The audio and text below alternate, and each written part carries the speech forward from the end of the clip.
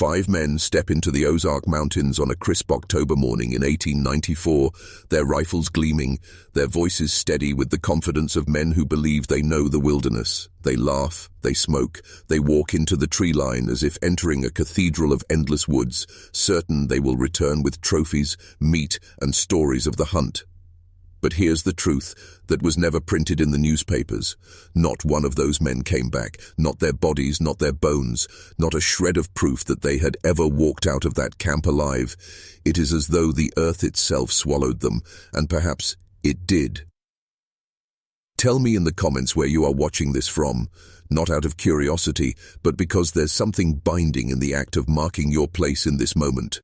When you type it, you're leaving a trace in a history that men before you could not, because for them, the traces were erased. Now listen carefully. The official record of those five friends, the respected men of Springfield, Missouri, says only this: they disappeared in the mountains, but what was sealed away, what was hidden in private journals, what was deliberately erased from maps and files, is far darker. You are about to hear what investigators swore would never be spoken aloud again, the kind of truth that doesn't just unsettle, it pulls at you, coils around your thoughts, and waits for the night when you're alone to remind you that knowledge is never neutral. The Ozarks were not a safe place in the 1890s. The wilderness was more than bears, more than wolves, more than the steep cliffs and rivers that could swallow a man whole.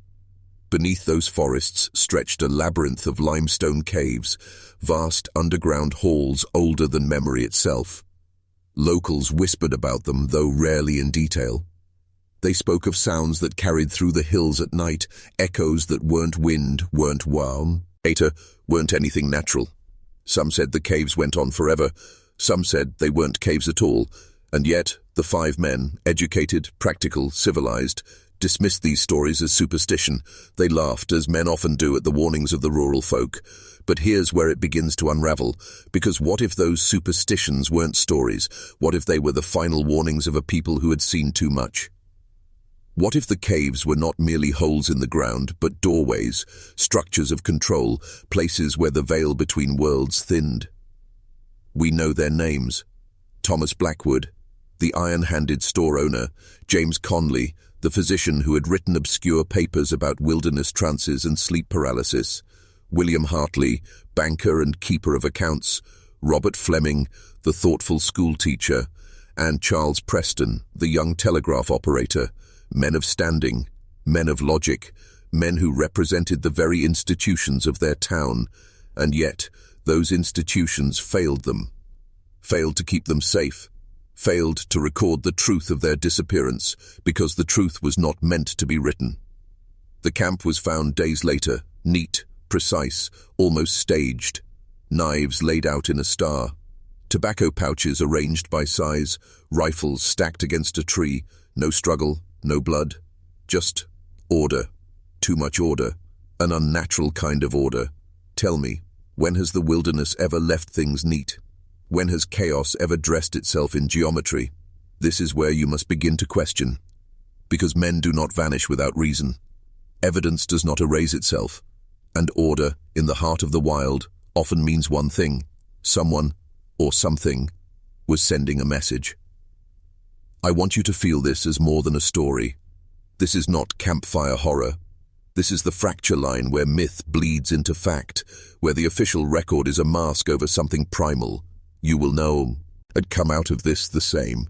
The further we go, the more you will see that the disappearance of those five hunters was not an accident, not a crime, not even a mystery in the ordinary sense.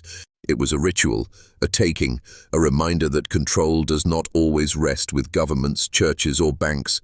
Sometimes it rests with the earth itself, or with what lives beneath it. And once you hear the full story, once you see how the pieces fit, you will understand why men in power tried so desperately to bury it. Because this is not just about five lost hunters. This is about systems of control, ancient and enduring, that have shaped not only the Ozarks, but the entire machinery of civilization.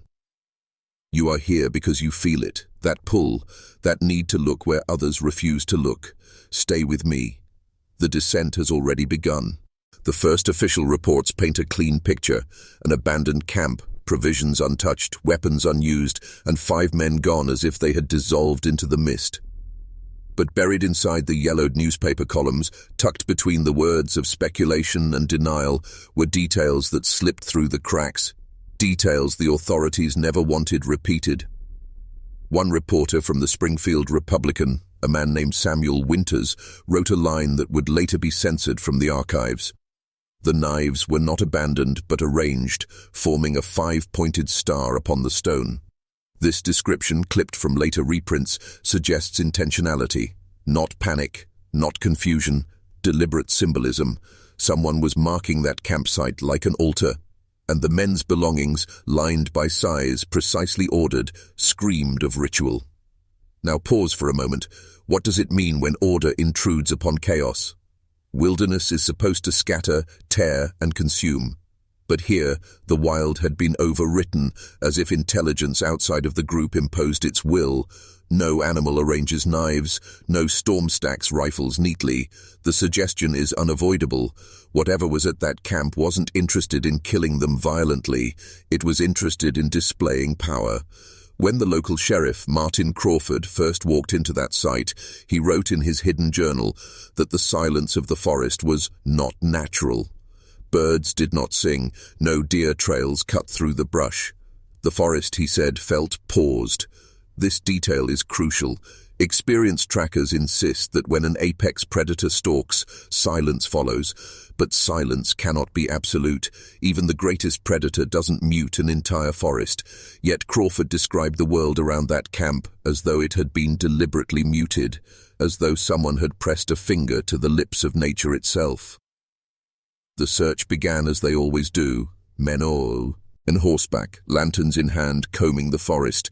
They expected to find torn clothes, bear tracks, maybe even outlaw sign. Instead, they found nothing, not even footprints leaving the camp, and this, more than anything, broke the men's spirits. The soil was damp from recent rain. Any step should have sunk in, leaving evidence. Yet it was blank. The ground absorbed no memory of departure. Do you see it? 5 men vanish without steps. The earth erases them. That is not accident. That is instruction. It was on the 3rd day of searching that Crawford's men stumbled across something stranger still. Parallel lines in the soil, 4 inches apart, deep enough to suggest weight but vanishing, then reappearing. Not footprints, not wagon tracks. Something else. Something that touched earth only when it wished to. The lines ended at the base of a limestone bluff, solid rock. And then nothing. No cave mouth, no break in the cliff, as if the tracks had walked straight into the stone. Think of that. The marks vanish into rock, as though the mountain itself had opened a doorway invisible to ordinary eyes. And here lies the first clue. The men were not lost to accident. They were taken. Crawford, bound by duty, could not write this into his official report. His superiors in the county ordered silence, but his private journal, hidden in the courthouse wall for 50 years, bears the weight of a man unraveling. He wrote of the wrong smell in the caves. He wrote of a lantern belonging to Dr. Conley, abandoned where no man would abandon light unless forced. He wrote of a team sent inside, from which only one man returned, white-haired, broken, whispering that they're still walking, following it deeper. And that one man hanged himself days later. The others, the hunters, the investigators, the curious, disappeared. Patterns repeated decade after decade. Evidence destroyed. Archive. As burned, photographs vanishing in mysterious fires.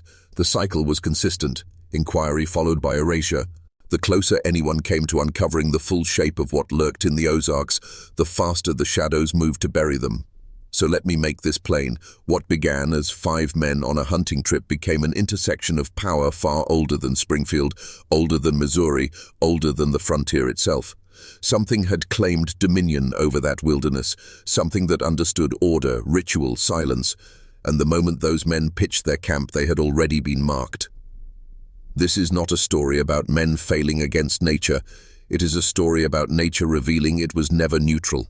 Sheriff Martin Crawford's hidden journal, discovered decades later, is the keyhole into this forbidden chamber of history. His handwriting changes as the entries progress. In the first days, his script is steady, a professional man fulfilling his duty.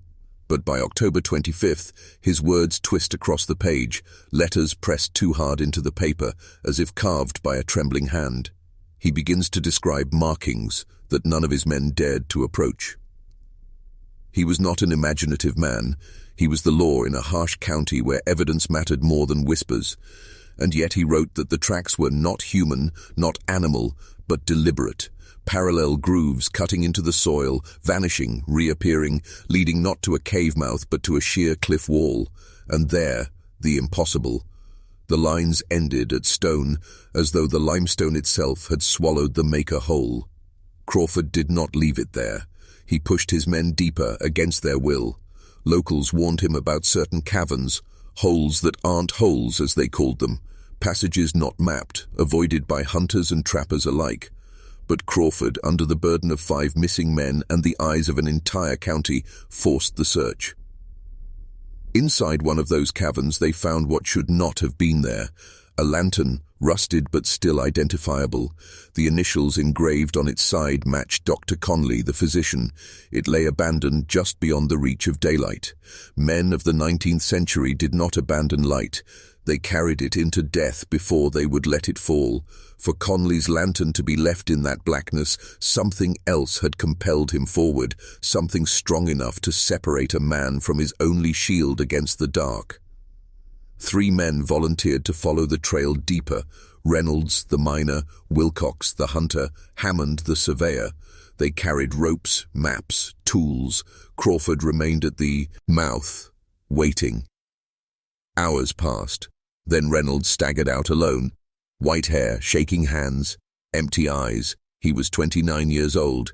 Yet when he returned, he looked older than Crawford himself. He would not speak of what he saw, only this: "They're still walking, following it deeper. I nearly followed too. I would have, if my lantern had not gone out. In the dark it lost its hold on me. I found my way back by touch." That night, Crawford recorded a line no investigator should ever write: "Whatever took those men is still down there." Reynolds hanged himself days later. His final words to Crawford, if they can be trusted, were a warning. "It doesn't kill, it takes, it makes you walk. Think carefully about this. Death leaves remains, violence leaves blood." But what happened in those caves was worse. Something induced surrender, something dissolved will. It wasn't about ending life, it was about converting life into something else, something still walking, somewhere deeper than men were meant to go. The official record buried all of this. The caves were erased from maps, the files were sealed. And when Crawford tried to press his superiors, he was quietly removed, his resignation couched in the language of illness. He died a broken man, wandering westward, unable to resist the pull of the thing that had marked him. His physician wrote privately. He wanted to go home, but by home he meant Missouri, and by Missouri, I think he meant the cave. Understand the gravity of this. Once a man encountered it, he was never free again. The silence of the forest, the absence of prints, the geometry of the camp, all these were not random. They were signals, messages, a language that only the marked could feel. This was not a disappearance. It was recruitment. And when the hunters vanished into that cavern, they became part of something larger, something that had been waiting long before Springfield was a town, long before Missouri was a state, long before this land was called America at all. Robert Fleming, the schoolteacher, left behind fragments of a journal that should never have survived. It was discovered decades later among the belongings of Elijah Thornton, the guide who first brought the hunters to their campsite. Thornton had hidden it. Why, no one knows. Perhaps fear, perhaps shame, perhaps he understood that some words were too dangerous to release in their own time. The early entries are plain: hunting notes, measurements of game, observations of the autumn leaves. Fleming writes with the precision of a man trained to record facts, not feelings, but by the 3rd day, his tone shifts. Strange sounds in the forest last night, not animal, not human. Conley thinks it is wind through the caves. Preston disagrees. Whatever it is, it kept us from sleep. This is how it begins, not with violence, but with whispers, patterns just beyond comprehension, sounds that refuse to resolve into clarity, men who knew rifles, knew storms, knew wilderness, unable to name what they heard. The mind strains to categorize, but nothing fits, and so the cracks appear. By the fourth day, Fleming records arguments. Blackwood, the eldest, insists there is nothing to fear. Conley, the physician, grows agitated, referencing the true reason for the trip, though he never writes what that reason is. Preston, the youngest, stares for hours into the tree line, listening as though the forest itself is speaking to him. The group fractures. Unity erodes. Something is prying them apart, not with claws, but with suggestion. Then the footprints appear. Fleming describes them in his neat, almost clinical script. Too narrow to be human, too structured to be animal. Conley sketched them. None of us know the maker. The prints circled the camp, deliberate, precise, as though whatever moved around them wished to be seen. Imagine the unease of 5 men, armed and prepared, staring down, own-it marks in the mud that belonged to no living creature they could name. But the true break comes with Preston. On October 16th, he claims to see something standing among the trees, tall, thin, out of proportion. He describes it as watching, not hunting, not charging, not fleeing, simply watching. Blackwood dismisses it, yet Fleming notes that Blackwood keeps his rifle closer afterward, loaded, within reach. The sounds intensify. The group lies awake, hearing patterns that almost form words. Imagine the torment. The human brain is designed to find meaning in noise. But what happens when the meaning is close enough to taste, yet never arrives? When the forest whispers almost words all night long, twisting your nerves until even silence becomes unbearable? And then, the cave. Hartley, the banker, finds it first. 1/2 mile from camp, unmarked, hidden. He insists it is nothing, but Conley and Blackwood explore. They return pale, trembling, refusing to speak. Fleming notes Conley's hands shaking so badly he could not drink without spilling. They announce they will leave the next day, but the decision comes too late. That night, Preston vanishes. He leaves to gather firewood and does not return. The men search with lanterns until exhaustion sets in. Fleming's words drip with fear. Blackwood by the fire, silent. When I asked if he feared for Preston, he said only, "It has been watching us since we arrived, deciding." The following dawn, Preston comes back. His boots are caked in clay, unlike any found near the camp. He will not speak. He sits before the fire, staring, unresponsive. The others sense what Fleming dares not say aloud. The Preston who returned may not be the Preston who left. Fleming's final entry ends abruptly mid-sentence. The remaining pages were torn away, as though someone, perhaps Fleming himself, perhaps another, decided they must not be read. But what survives is enough. The sounds, the prints, the figure in the trees, the cave, Preston's disappearance and return, all threads of a design older than the men, older than the hunt, a pattern weaving them into something they never intended to join.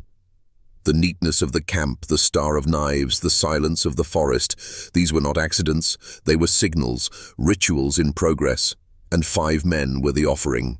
Preston's return should have been a relief. The youngest of the group, the telegraph operator, gone all night in hostile woods. It should have meant celebration, a restoration of hope. But the moment he stepped back into camp at dawn, the others knew something was wrong. Fleming's journal records the details with chilling precision. Preston's boots were caked in a reddish clay, unlike the dark soil of their campsite. His hands bore no scratches, no splinters from gathering firewood. His clothes smelled faintly metallic, though none of them could name the scent. Most disturbing of all, he refused to speak.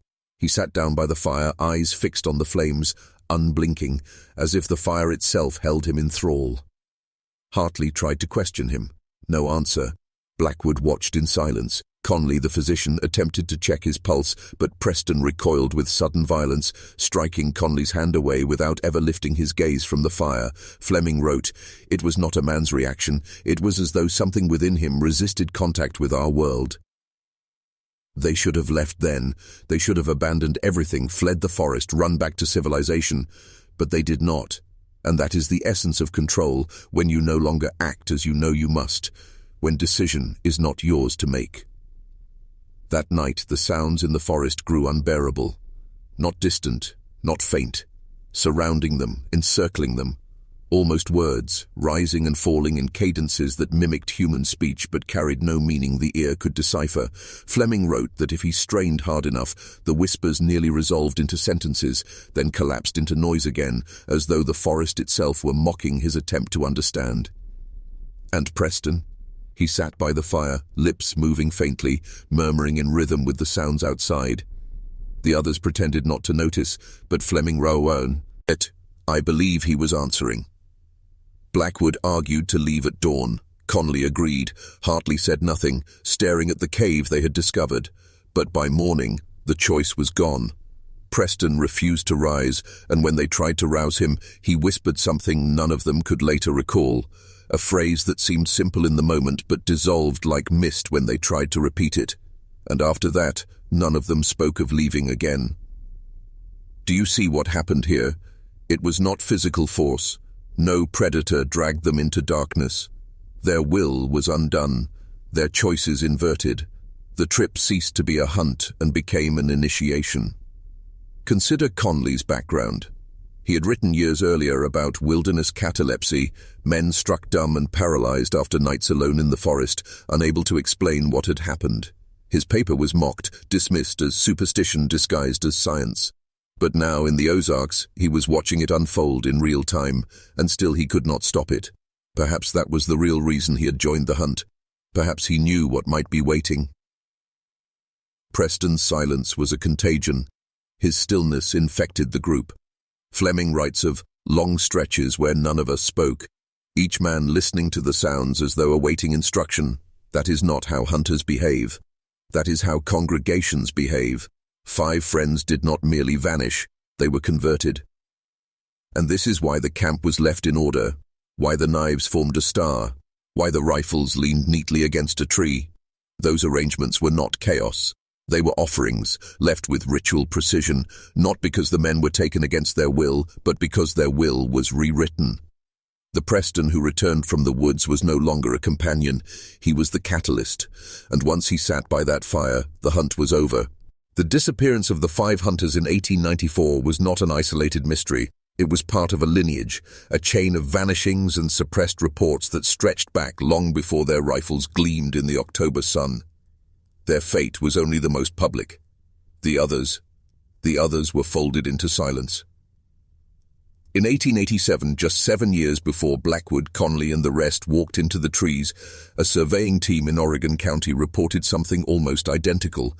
Elongated impressions in the soil, 14 inches long, narrow, unnatural, ending abruptly at limestone walls where no cave entrance existed. These men were professionals, accustomed to mapping terrain with precision. They recorded their findings, turned them into county officials, and then the document disappeared. The only surviving reference comes from a single diary entry of one surveyor. The earth bears witness to something that does not walk as man or beast. It comes and goes as it pleases. 5 years later, in 1892, a hunter in Crawford County described footprints so narrow and deliberate they seemed carved rather than pressed. He followed them for nearly a mile until they ended at a thicket of cedars. He claimed that when he entered, silence fell upon the forest, so total that his own breath seemed intrusive. He left immediately, never to return. Local papers printed a brief story, dismissing it as the ramblings of a man too fond of whiskey, yet the pattern repeats. Silence, strange tracks, sudden termination at impassable stone. And these accounts are just the scraps that survived. How many others were erased before the ink dried? How many were buried in courthouse walls, in files destroyed by accidental fires? By the time our 5 hunters pitched their camp in 1894, the land had already been marked by generations of warnings. The locals knew. They spoke in fragments, half-sentences, glances, hanged over drinks. They did not name the caves. They did not map them. They told outsiders to hunt elsewhere.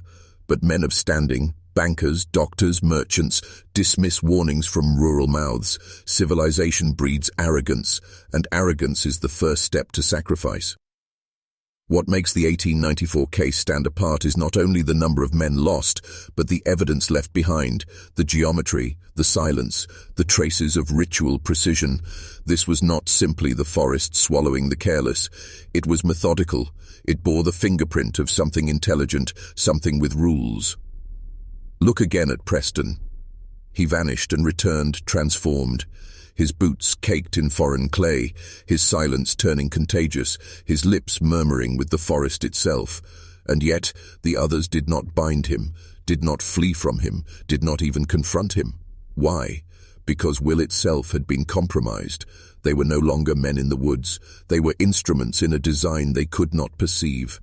This is the essence of control, not violence, not force, but suggestion so subtle that it becomes indistinguishable from your own thought. You do not resist because resistance never occurs to you. You follow because following feels like your idea. You prepare your knives in a star, line your pouches by size, stack your rifles neatly, and you tell yourself it is order, discipline, responsibility. But it is not yours. The Ozarks were not empty wilderness. They were a theater of influence, a stage where men became unwitting participants in rituals they could not name. What happened to the hunters was not random. It was inherited, a continuation of an older pattern, a design stretching back through the whispered accounts of surveyors, hunters, wanderers. Each disappearance, each fragment of testimony, each erased report is a thread in the same dark tapestry. And in 1894, that tapestry claimed 5 more names. Sheriff Martin Crawford's original duty was simple: locate 5 missing men, restore calm, and report findings. What he uncovered, however, could not be placed in any ledger, could not be spoken in court, could not survive the scrutiny of daylight. His journal reveals a man torn between 2 instincts, his oath to truth and his instinct for survival. Crawford was not alone in his investigation. County officials pressed him for swift answers, newspapers hungered for sensational headlines, families demanded closure. Yet what he saw in those caves and in the shattered minds of survivors like Reynolds was not fit for human comprehension, much less public consumption. Imagine standing before grieving wives and parents, holding the knowledge that their loved ones were not merely dead but taken, changed, enlisted into something unspeakable, and trying to form words that wouldn't infect those who heard them. Crawford chose silence, but silence was not cowardice. It was compliance, demanded from above. The Missouri State Board of Health, newly empowered in the late 19th century, issued him a directive. The deaths would be recorded as disappearance in wilderness, presumed natural causes. No mention of strange tracks. No mention of caves that swallowed men. No mention of Reynolds's hair turned white in a single night. Why? Because the function of institutions is not truth, it is continuity. Civilization does not thrive on reality. It thrives on stability, and stability requires denial. Do not imagine this as conspiracy in the modern sense of shadowy men in smoke-filled rooms. It was far simpler, more insidious. Each official, each clerk, each editor asked the same quiet question: what good will the truth do? Will it bring the men back? Will it feed their children? Or will it spread fear, undermine faith in law, erode the myth that wilderness can be conquered? And so the truth was sealed, not out of malice, but out of necessity. Crawford's personal notes, of course, betray him. He writes with the desperation of a man trying to convince himself he still serves justice. If the record is to survive, it must be hidden. That is the paradox. He suppressed the truth publicly, yet recorded it privately, as though the act of writing could preserve his integrity even while his career bent to silence. His final years reveal the cost. Disgraced, dismissed as ill, Crawford drifted westward, muttering of caves and whispers. Witnesses described him as half-dreaming, always glancing over his shoulder. He spoke of being followed not by a man, not by a beast, but by the memory of sound. The forest had left its imprint, and no institution could erase it from him. Do you see the pattern? Not only the hunters were taken, the sheriff too was marked, not physically, not wholly, but marked enough that his life unraveled. Truth itself is corrosive when touched by these forces. You cannot pursue it without being changed. The archives are full of such erasures, not only in Missouri, in every wilderness, every nation. Whenever something breaks the frame of human understanding, institutions converge on the same response: silence, containment, denial, because order is more valuable than truth. And so the 5 hunters became a footnote, lost in the woods. That phrase, so casual, so simple, hides the enormity beneath. It became the official story, repeated for decades, until the public no longer questioned it. But the forest does not obey paper, and silence is not erasure.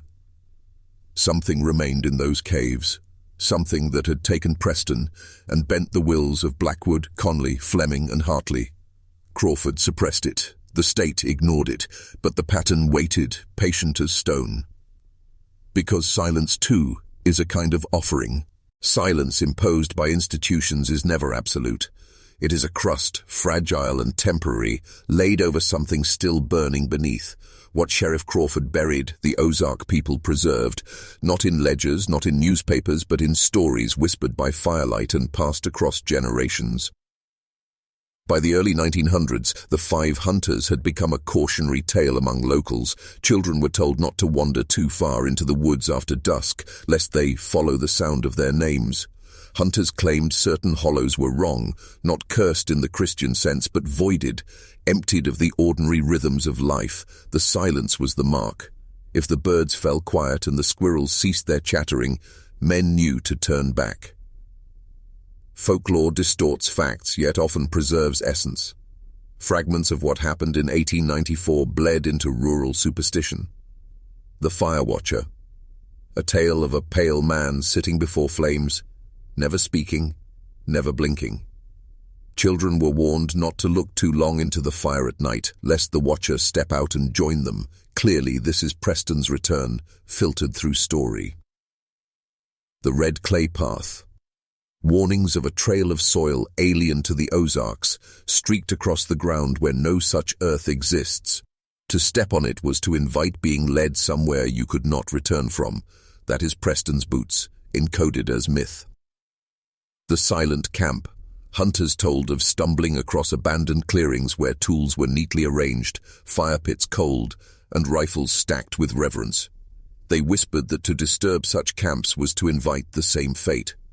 That is the geometry of Blackwood's group, fossilized in memory. None of these stories appear in official archives. They live in oral tradition, in fragments recorded by folklorists decades later, puzzled at their eeriness. Scholars catalogued them alongside tall tales of panthers, witches, and haints, never realizing that these stories were not invention, but residue. Understand the weight of this. The people remembered what the state erased. Rural mouths, unlettered but attentive, carried the truth further than law or science. They did not need Crawford's notes. They did not need Fleming's journal. They saw enough, heard enough, sensed enough to know the land itself had changed. And here lies the paradox. Suppression creates folklore.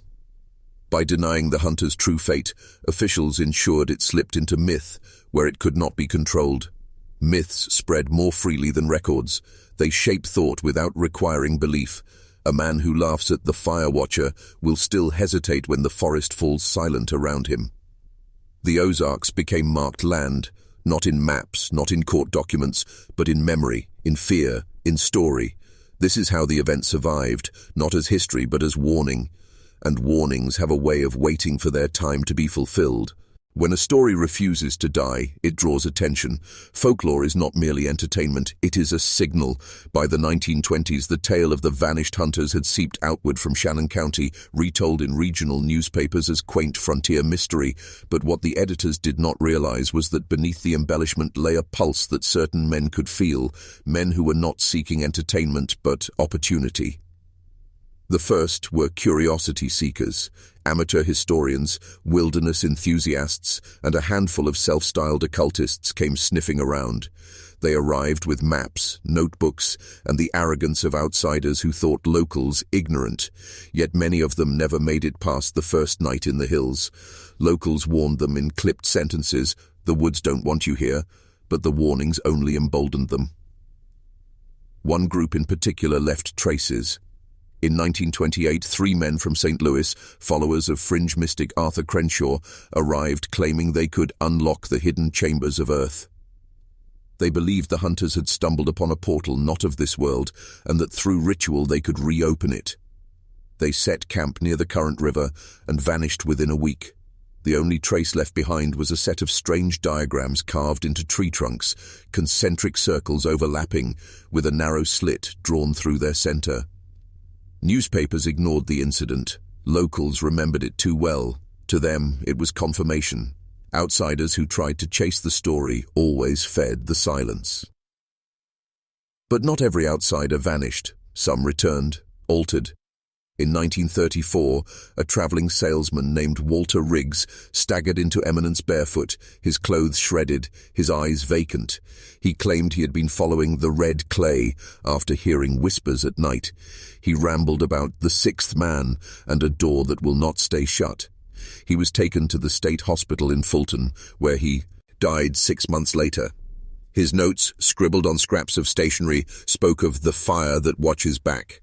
Riggs's case never reached print. His records, like Crawford's journal decades earlier, vanished from archives under unexplained circumstances. This pattern repeats again and again. The silence swallows, while folklore multiplies. What is striking is the selective nature of erasure. Local stories survive in whispers, official reports disappear. It suggests not just neglect, but an active hand curating what the public is allowed to remember.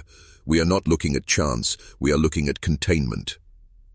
By mid-century, the legend had matured. It was no longer just a local ghost tale, but a whispered rumor among occult circles in St. Louis, Chicago, and even New York. They spoke of the Ozark Gate, a fracture in the world hidden beneath limestone and oak, guarded not by walls but by silence.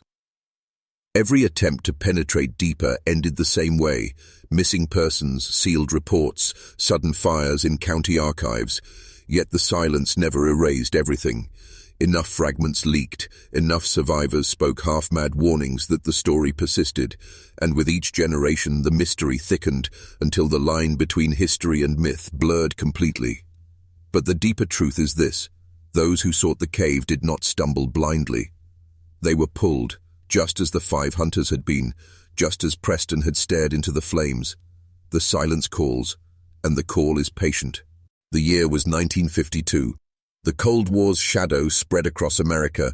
Men feared Soviet infiltration, nuclear annihilation, invisible enemies. It was in this climate of paranoia that the Ozark Wound reopened, not through rumor but through accident. Renovations of the old Shannon County courthouse unearthed a hidden box sealed inside a wall. Inside, a leather-bound journal. The handwriting belonged to Sheriff Martin Crawford, the man who had led the original search in 1894. The journal never should have been there. Official records listed no such document.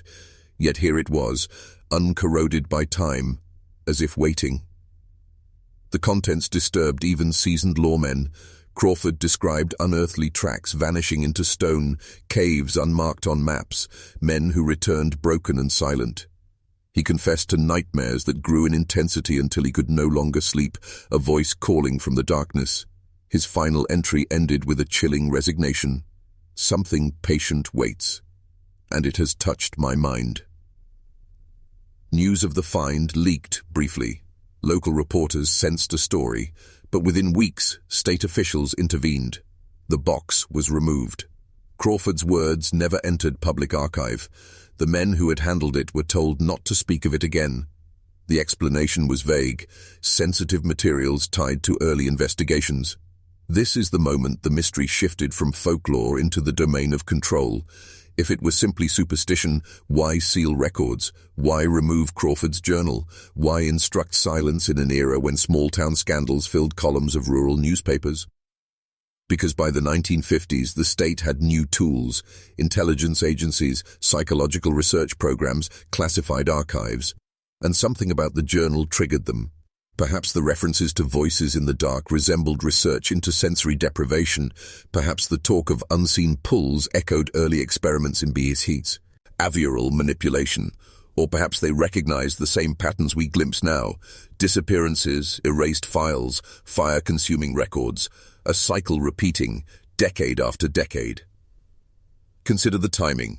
This was the same era MKUltra began testing mind control techniques in secret.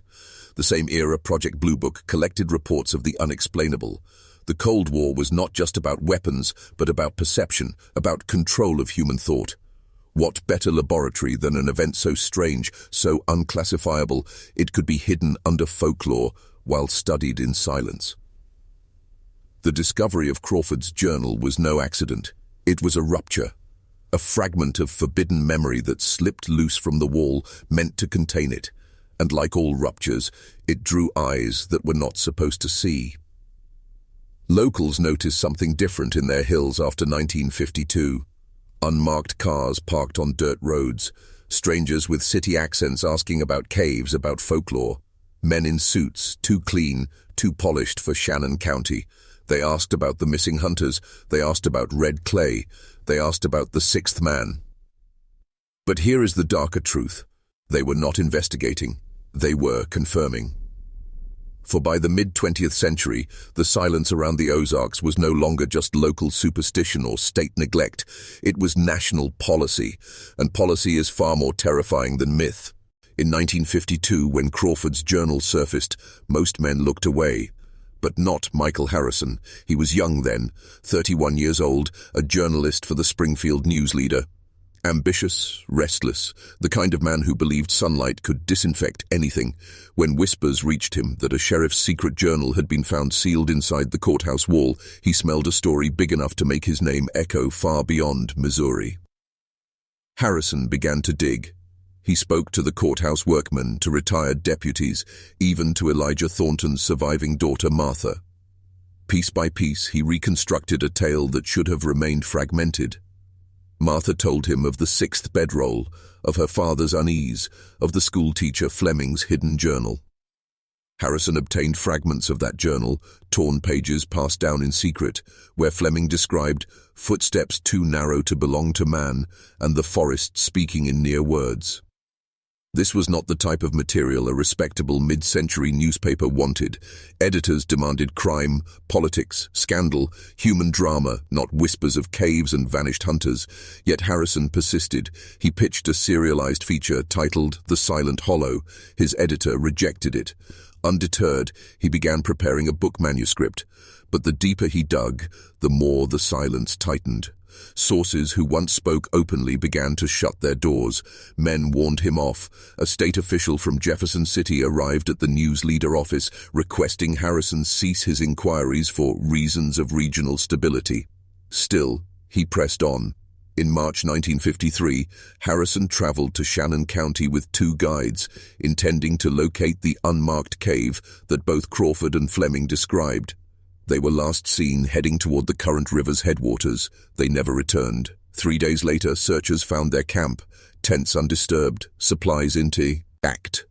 But Harrison's notebooks, the heart of his research, were gone. One of the guide's jackets lay torn in the brush, smeared not with blood, but with ink, as though someone had emptied an inkwell across the fabric. The strangest artifact was Harrison's camera, discovered hanging from a tree branch. When developed, the first images were mundane: trees, streams, rocks. But the last 3 frames unsettled even hardened investigators. The first showed a narrow cave mouth hidden by overgrowth. The second revealed a stone formation resembling a doorframe, too tall, too narrow, proportioned for something not quite human. The final photograph was total blackness, broken only by the faint outline of a figure elongated, misshapen, barely caught in the flash. These negatives vanished shortly afterward in yet another archive fire. Official reports labeled the disappearance a wilderness accident, likely a flash flood or predator attack, but the locals whispered that the Ozarks had taken Harrison as it had taken the hunters half a century earlier. And yet, something of his work survived. A typescript draft of The Silent Hollow circulated privately among journalists and researchers. It bore marks of urgency, scribbled notes in the margin, sections torn away, the word doorway underlined again and again. Harrison believed the cave was not just a location, but an opening, a breach, and he believed the hunters had not merely vanished, but been claimed by something waiting within it. His mistake was assuming truth could be published. In reality, truth at this level is never published. It is contained, and those who try to break containment rarely survive. Harrison's disappearance did not kill the story. Paradoxically, it fed it. In Shannon County, people whispered that the land had claimed him, just as it had claimed the hunters. Around campfires, they spoke of a journalist who followed the ink into the dark and never returned. Already, myth was weaving itself around fact. But in Jefferson City and Washington, the response was different. They did not treat Harrison's death as folklore, they treated it as precedent. From this point forward, the handling of the Ozark mystery became professional, systematic, almost clinical. The first step was containment of records. Newspaper clippings, witness testimonies, even Harrison's manuscript drafts quietly vanished into state repositories. The official line was "lost in a fire," a phrase that by the mid-20th century had become a euphemism, a code. Fires do not repeatedly target only certain files. Fires do not erase selectively. This was curation through destruction. The second step was psychological redirection. Folk stories were encouraged, even exaggerated, because folklore dilutes truth.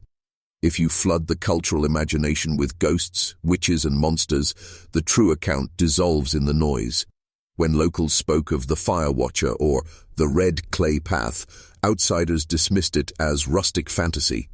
The state understood this perfectly. Let them talk, but only in ways that obscured the center. The third step was extraction. Do not mistake suppression for neglect. Men in suits returned to Shannon County, not journalists, but operatives. They mapped cave systems, took soil samples, and interviewed elders under the guise of geological surveys. What they sought was not the story, it was the phenomenon, the pull, the silence, the doorway. They were not trying to kill the legend, they were trying to weaponize it. By the 1960s, this control system had become seamless. A disappearance in the Ozarks could be explained as accident. A strange photograph could be lost in a filing mishap. A whisper of unnatural silence could be recast as superstition. At the same time, researchers quietly logged patterns, electromagnetic disturbances, unusual soil compositions, reports of altered perception. These were filed not in public record, but in classified appendices. Consider what this reveals. The state did not fear the Ozark silence. It coveted it. It wanted to learn from it, to bend it towards psychological warfare, to shape human perception the way the cave shaped Preston's mind. And here lies the deepest manipulation. You were never meant to know this story. You were meant to inherit folklore, half-truths, distorted tales, bedtime warnings. You were meant to laugh at the hillbilly myths and forget the missing names. Meanwhile, behind the curtain, the phenomenon was being catalogued, studied, perhaps replicated. Understand this clearly.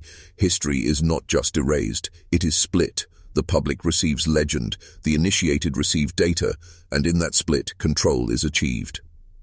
The hunter's disappearance was the wound, Harrison's death was the stitch, and what came afterward was the scar, an institutional scar, invisible but permanent, proof that the silence of the Ozarks was no longer local at all.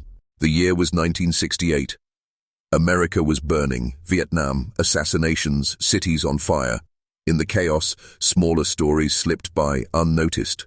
Among them was a quiet archaeological survey in Shannon County, Missouri. Officially, the project was routine, to catalog prehistoric cave sites before highway expansion. Unofficially, it reopened the wound the state had spent decades suturing shut.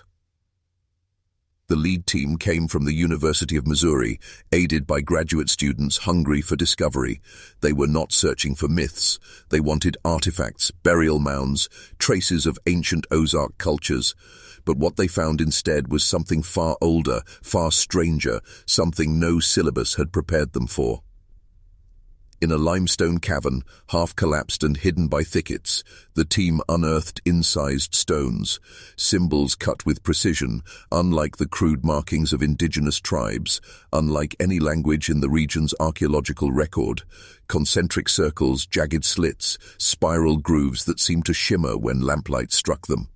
One graduate assistant described the carvings as too clean, too deliberate, too modern, though they were buried beneath centuries of sediment.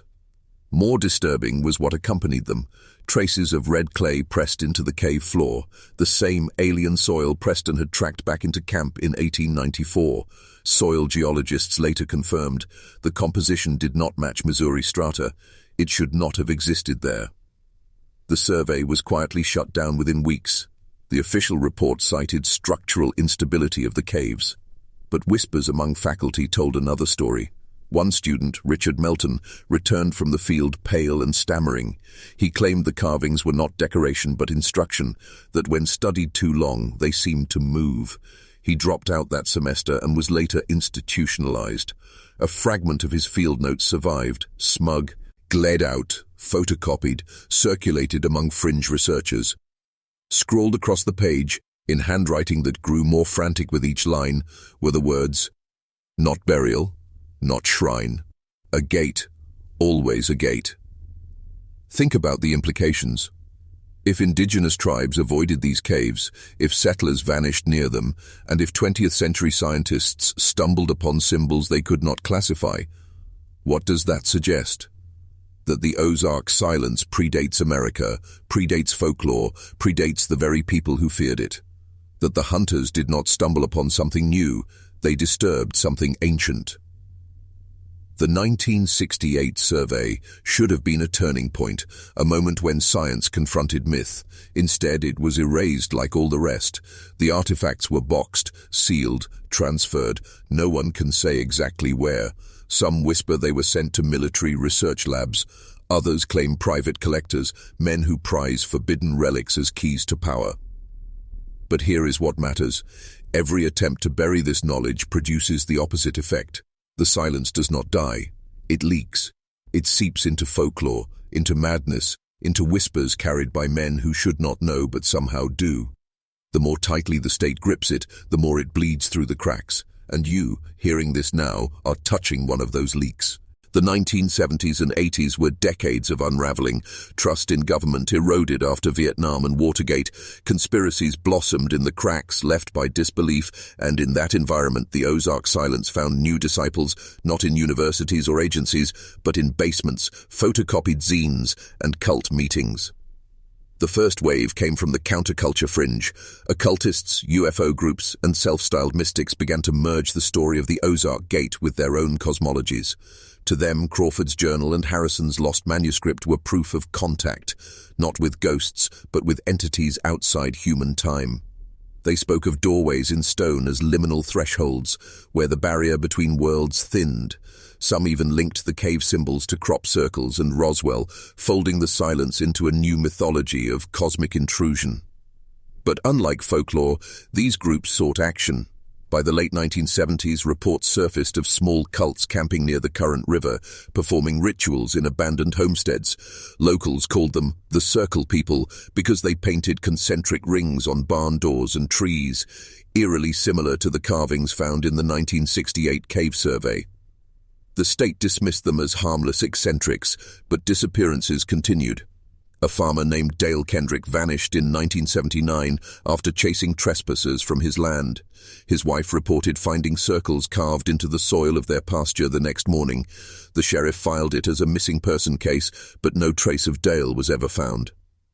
By the mid-80s, a darker shift occurred. Wealth entered the equation. Private interest groups, some with links to defense contractors, others with ties to esoteric societies, began quietly funding expeditions into Shannon County. Unlike the Circle people, these were organized, resourced, surgical. They were not chasing myth, they were hunting a phenomenon. Testimonies from locals describe helicopters hovering at night, unmarked trucks hauling equipment into the forest, men with instruments measuring magnetic flux. The operations were transient, appearing for weeks and then vanishing. Always they left behind unease, animals fleeing the woods, radios picking up static voices, locals plagued by dreams of red corridors. This marks the beginning of the privatization of silence. What was once folklore, then state containment, became commodity. Access to the gate, or whatever lurked in those caves, was something to be bought, traded, weaponized. And here lies the most unsettling development. Unlike the state, which buried evidence to maintain control, private groups wanted exposure. They sought direct contact, no matter the cost.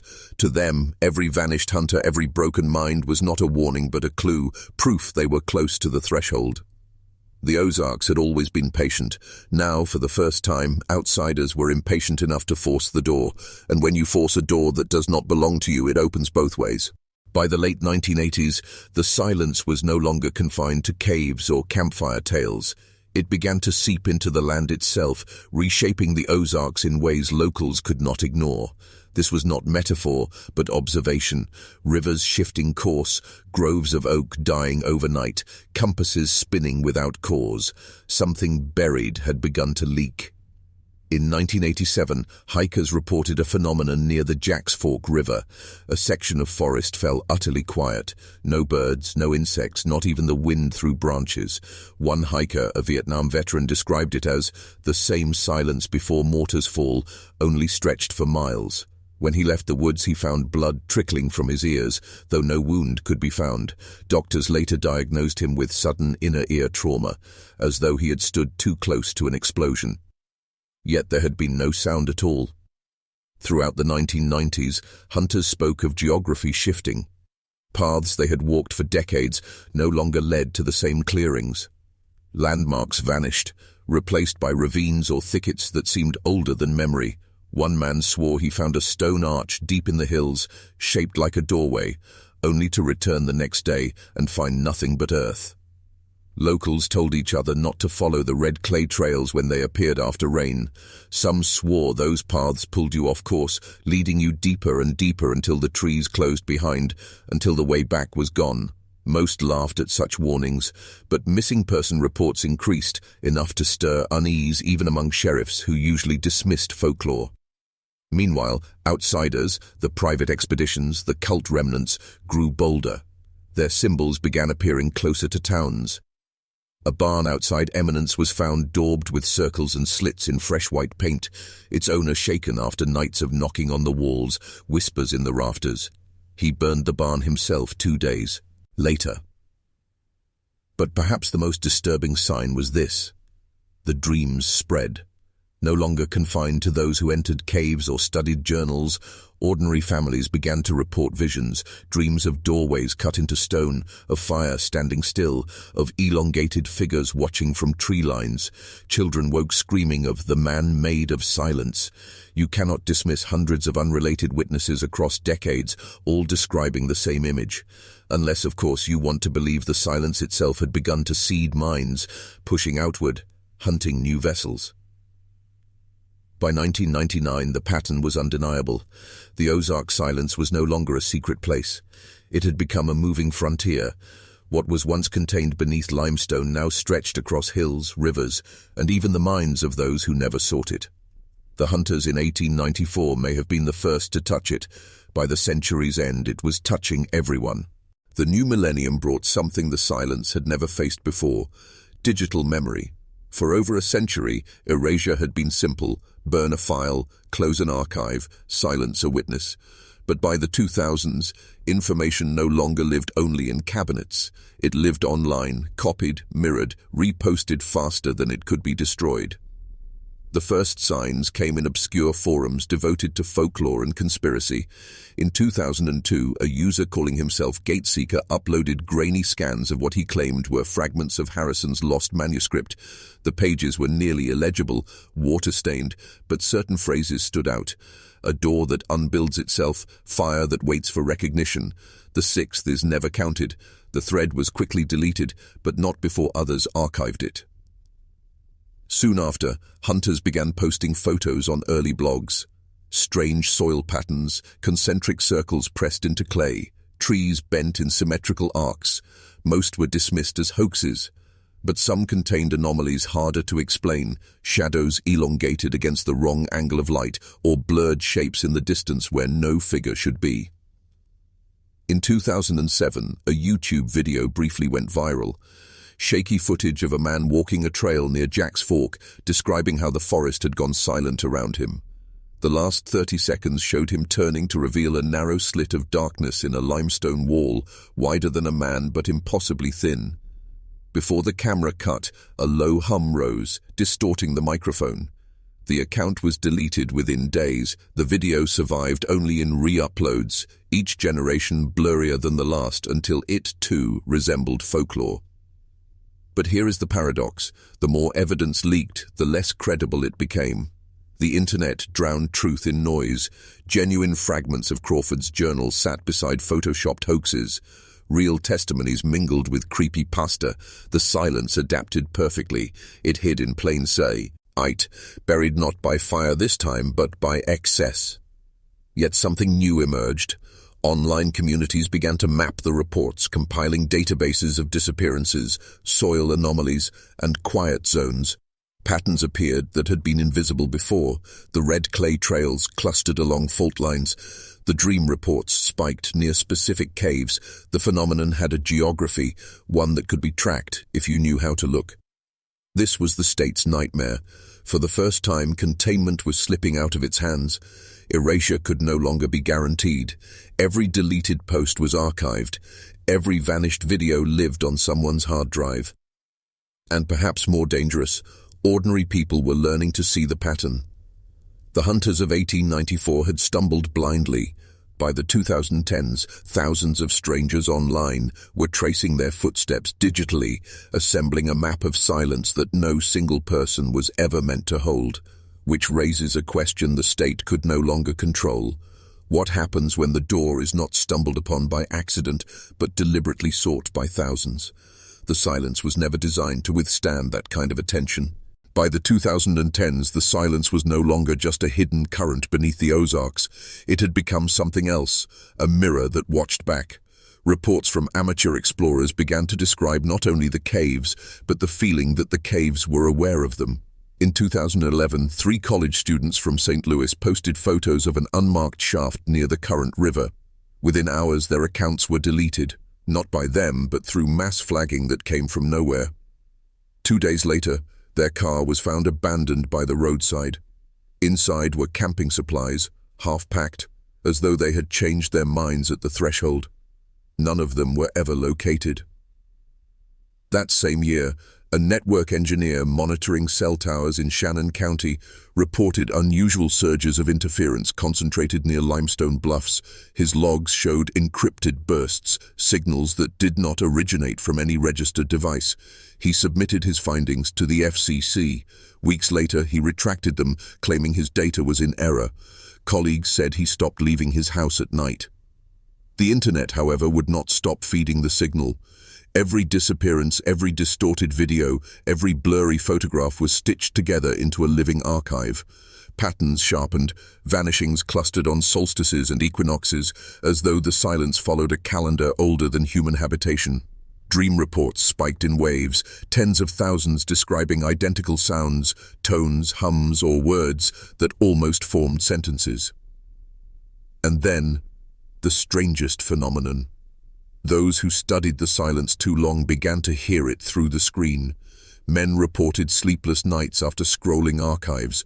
Women described shadows bending across their rooms as they read old transcripts. A few spoke of a low thrumming sound coming not from their speakers, but from the walls. The silence had learned how to travel. By the mid-2010s, the silence was no longer confined to caves or forests. It began bleeding into the institutions meant to contain it. Archivists at state universities reported missing boxes, misfiled maps, entire cabinets that had been sealed for decades, suddenly reclassified. Yet when pressed, administrators claimed those documents had never existed. One whistleblower at the University of Missouri confessed that every time he tried to digitize old county records, the files corrupted in the same way, text overwritten by repeating phrases, "Not yet, not yet, not yet." Law enforcement databases showed similar anomalies. A sheriff's deputy in Carter County leaked that their case management software would sometimes autofill names into reports that didn't match any residents, always the same 5 surnames: Blackwood, Conley, Hartley, Fleming, Preston. The Ozark Five returned as living data century after their disappearance. But the most disturbing breach came in 2016, when a Department of Defense contractor tasked with testing communication resilience in remote terrain ran fiber lines through the Missouri highlands. Engineers began to report feedback in their headsets, low murmurs like overlapping voices. The recordings, scrubbed and buried, were leaked in fragments to darknet boards. When slowed down, the voices did not resolve into words. Instead, they became coordinates. Coordinates that led back to unmarked limestone ridges, fault lines, and abandoned mine shafts, places where the silence had always lived. And yet here's the critical shift. It wasn't simply resisting exposure, it was using exposure as a conduit. Each photograph uploaded, each forum thread revived, each corrupted file was another channel for the hum. Like veins spreading through digital stone, it was learning to inhabit not just wilderness, but systems. For the first time in history, the silence was not just contained in Ozark caves, it was inside the networks. By the late 2010s, one truth had become undeniable. The silence did not want to remain hidden. It wanted to be remembered. Patterns of exposure revealed intent. Entire online communities reported simultaneous dreams, different men across the country waking with the same phrase burning in their memory, "We are still walking."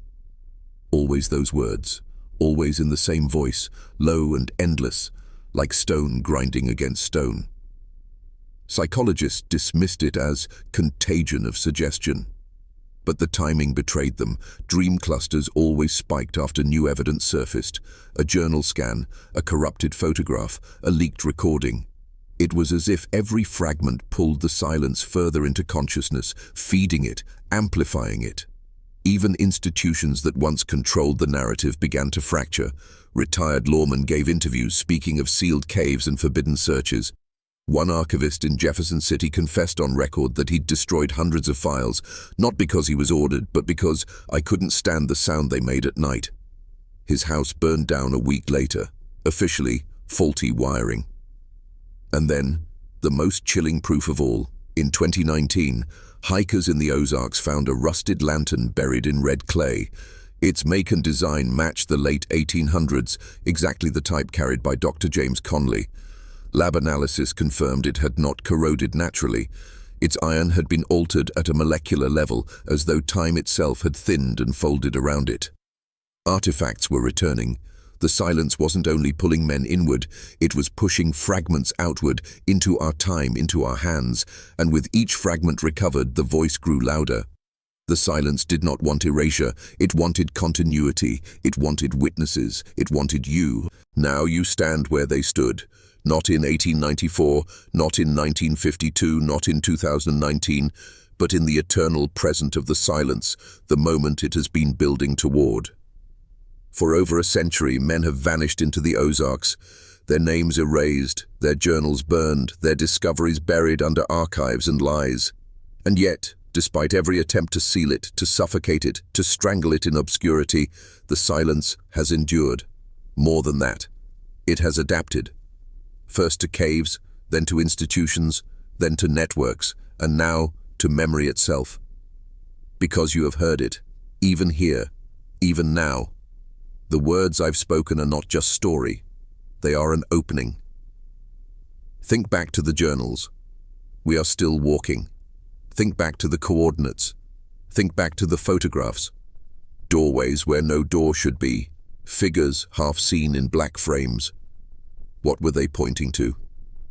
A system of control older than governments, a pattern of erasure older than the law.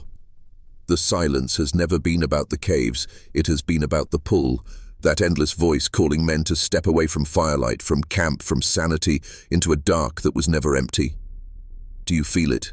The pressure behind the words, the unease rising in your chest. That is the same gravity that bent Preston, that hollowed Reynolds, that twisted Crawford's mind until he could not sleep without boarding his windows. And now, it turns to you. This was never just history, it was invitation. The silence was never satisfied with 5 men in 1894. It has always wanted more, and through story, through network, through attention, it finally has what it craves, a way to spread without caves, without stone. A way to spread through you. Listen closely, it is already here.